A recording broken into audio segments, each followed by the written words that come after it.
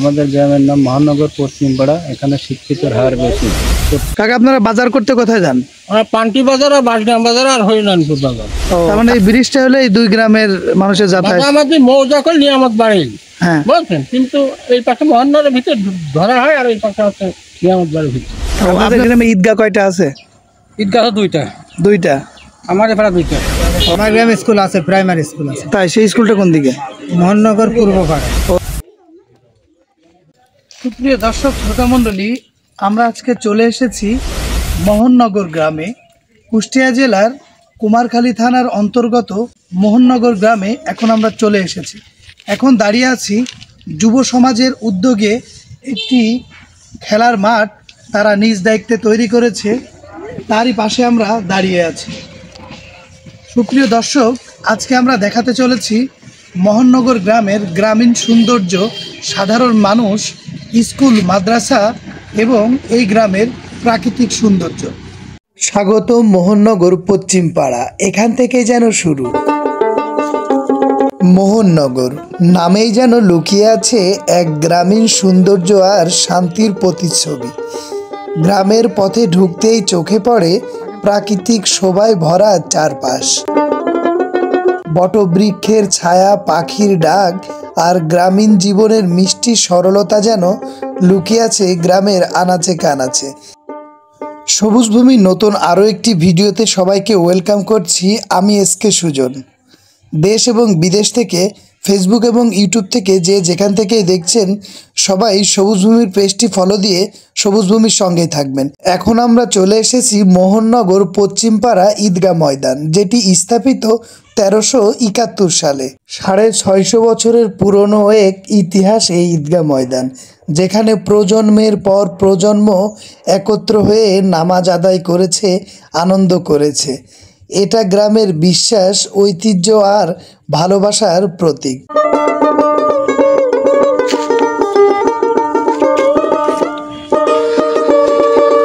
আসসালামু আলাইকুম কাকা,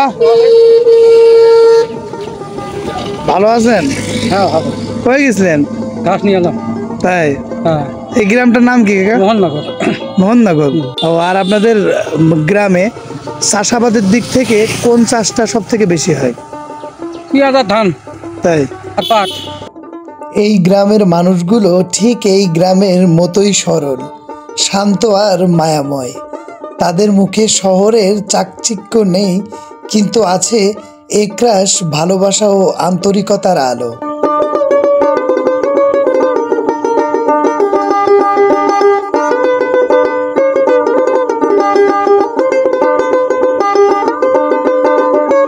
আসসালামু আলাইকুম, ভালো আছেন? ওয়ালাইকুম আসসালাম। বলতেছি কাকা, এই মোড়টার নাম কি? মোহননগর পশ্চিমপাড়া মোড়। পশ্চিমপাড়া মোড়। এইদিকে কতটুকু আছে, এইদিকে কতটুকু আছে? নিয়ামত বাড়ি পর্যন্ত 1 কিলো হবেন রে। 1 কিলো, এদিকে 1 কিলো, আর এদিকে হচ্ছে 2 কিলো, পূবে 2 কিলো। আর আপনার গ্রামে স্কুল নেই কাকা? আমার গ্রামে স্কুল আছে, প্রাইমারি স্কুল আছে। তাই? সেই স্কুলটা কোন দিকে? মোহননগর পূর্বপাড়া।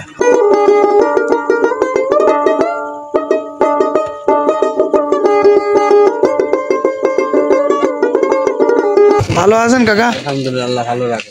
বলতেছি কাকা, এই পাড়াটার নাম কি? মোহননগর। মোহননগর তো গ্রামের নাম, এই পাড়ার নাম পূর্বপাড়া। আপনাদের গ্রামের স্কুলটা কোন জায়গায় কাকা? ওই কিছু সামনে।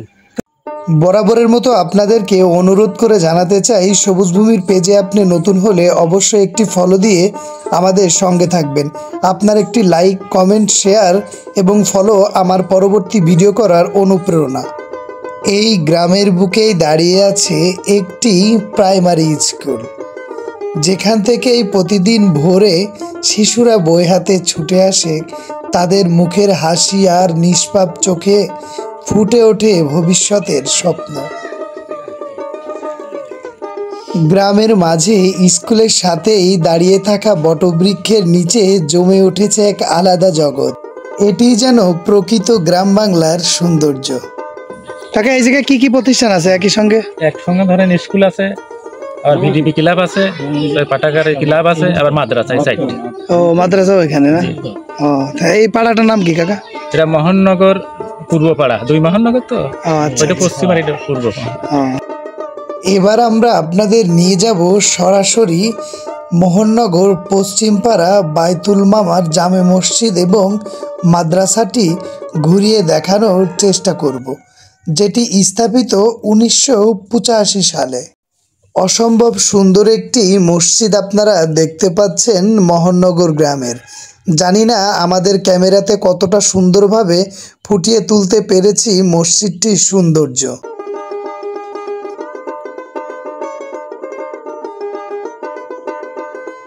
এখন পর্যন্ত ভিডিওটি যারা দেখছেন সবাইকে অসংখ্য ধন্যবাদ, এবং সবুজ ভূমির পেজটিতে আপনি যদি ফলো না দিয়ে থাকেন দ্রুত ফলো দিয়ে সবুজ ভূমির সঙ্গেই থাকবেন। সবুজ ভূমি সবসময় চেষ্টা করে গ্রাম বাংলার প্রাকৃতিক সৌন্দর্য, ইতিহাস এবং ঐতিহ্য সবার সামনে তুলে ধরার জন্য।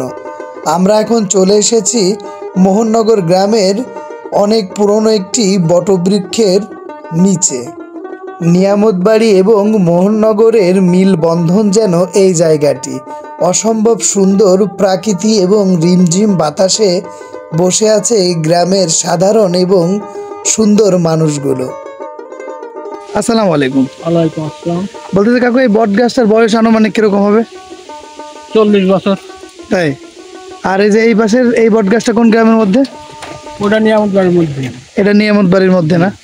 আর এটা হলো মোহননগরের ভিতরে।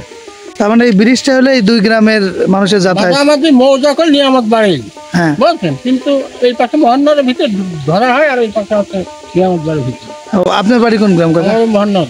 ও আচ্ছা, ঠিক আছে কাকা। আপনারা বাজার করতে কোথায় যান? আমরা পান্টি বাজার আর বাসগ্রাম বাজার আর হরিনানপুর বাজার। ও, কাছে হয় কোন বাজারটা? পাশে পান্টি বাজার। ও আচ্ছা, তারপর বাসগ্রাম, তারপরে হরিনানপুর।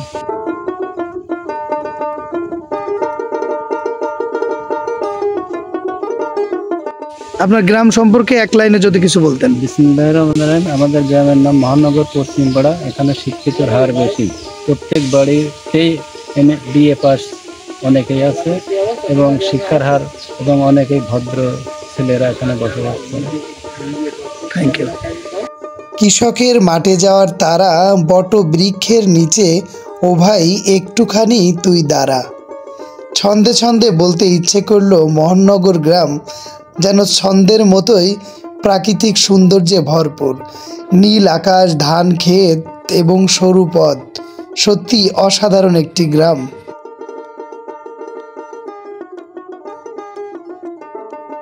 জীবিকার তাগিদে প্রিয় ভাইটি আজ শহরমুখী, এমনকি দেশ ছেড়ে দূর প্রবাসে।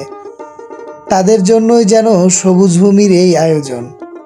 সবুজ ভূমি সবসময় চেষ্টা করে গ্রামের এই সরল মানুষগুলো, তাদের হাসি, কান্না, পরিশ্রম ও ভালোবাসা সবটাই আমরা রাখার চেষ্টা করি সবুজ ভূমির ক্যামেরা বন্দি করে, যেন শহরের মানুষও একবার ফিরে তাকায় বাংলার মাটির দিকে। আর তুমি যদি গ্রামের সৌন্দর্য ভালোবেসেই থাকো, প্রকৃতির প্রেমে পড়েই থাকো, গ্রামের বাংলার মাটির গন্ধ তোমার মনে নাড়া দেয়, তাহলে সবুজ ভূমির সঙ্গেই থেকো। আমাদের গ্রামের গল্পগুলো ছড়িয়ে দাও সারা বাংলায়। আমরা চাই সবুজ ভূমি ছড়িয়ে যাক পুরো গ্রাম, বাংলা, শহর, পুরো দেশটা জুড়ে। এখন আমরা চলতি পথেই দেখাবো আপনাদের মোহননগর পূর্বপাড়া ঈদগাহ ময়দান। এটিও যেন একটি অনেক বড় ঈদগাহ ময়দান।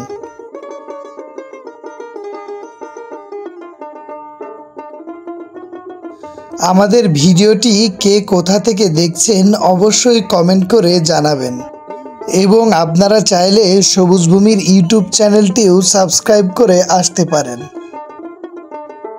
গ্রামটা তো মোহননগর। জি, মোহননগর। এই পাড়াটার নাম কি? দক্ষিণ পাড়া। দক্ষিণ পাড়া। কই যাচ্ছেন? এই জায়গায় চাষ কাম করে। পুরো গ্রামটি ঘুরিয়ে দেখতে সাহায্য করেছে এমডি অপু হুসাইন ভাই। তিনি শুধু ঘুরিয়েই দেখাননি, তার আমন্ত্রণেই আমরা গিয়েছি মোহননগর গ্রামে। মানুষটি আসলে সত্যি অসাধারণ একটি মানুষ। এবার আমাদেরকে নিয়ে যাচ্ছে এই গ্রামের অনেক পুরাতন পরিত্যক্ত একটি বাড়িতে। বাড়িটি সত্যি অসাধারণ গ্রামীণ সৌন্দর্যে ঘেরা, এই জন্যই আমরা ভিডিওটি ধারণ করেছিলাম। তবে অপু ভাইয়ের আপ্যায়নে আমরা সত্যি অনেক খুশি। সত্যি অপু ভাই, তোমাকে অনেক বেশি ধন্যবাদ। এখন আমরা শেষ করব এই গ্রামের যেটা থেকে শুরু করেছিলাম ভিডিও, সেখান থেকে যেন শেষ। ভাই মাছ মারবেন কোথায়? এই নালসের ডিম দিয়ে না? আপনাদের এই মোহননগর গ্রামের এই যে খেলার মাঠটা, আমি যতটুকু শুনলাম যুব সমাজের একটা উদ্যোগে, তো ওই মাঠের জমিগুলো কে দিয়েছে যদি একটু বলতেন। জমিগুলো হচ্ছে 2টা গৃহস্থ হয়েছে, প্রতি বছরে আমরা টাকা দিই। প্রতি বছরে কত টাকা করে দেন? প্রতি বছর 16,000। আচ্ছা, আর হলো যে গৃহস্থ 2টা দিয়েছে তাদের নামটা যদি জানা থাকে। তাদের একটা নাম আছে লতিফ, আর একটা নাম আছে যে রিপন। এই দুইজনের এই দানকৃত জমি আপনারা লিজ? না, এখানে 3 জনের জমি আছে। আচ্ছা আচ্ছা, বুঝলেন, 3 জনের, আরেকজনের নাম আছে আরিফুল। আরিফুল, এই 3 জনের জমিতে আপনারা হলো প্রত্যেক বছরে টাকা দেন, দিয়ে ক্রিকেট? 2 জনের। আর আরেকজনের দিন। ও, আর হলো এই প্রত্যেক বছর ক্রিকেট ফুটবল সবই খেলা হয়? হ্যাঁ, সব কিছু। এই ধরেন বার পোস্ট আছে, সব কিছু আছে। আবার এই যে কিজ কাটা হবে, আর কদিন পরই। সবাই ভালো থাকবেন, সুস্থ থাকবেন, খোদা হাফেজ। আবারও দেখা হবে নতুন কোনো ভিডিওতে, নতুন কোনো গ্রামে।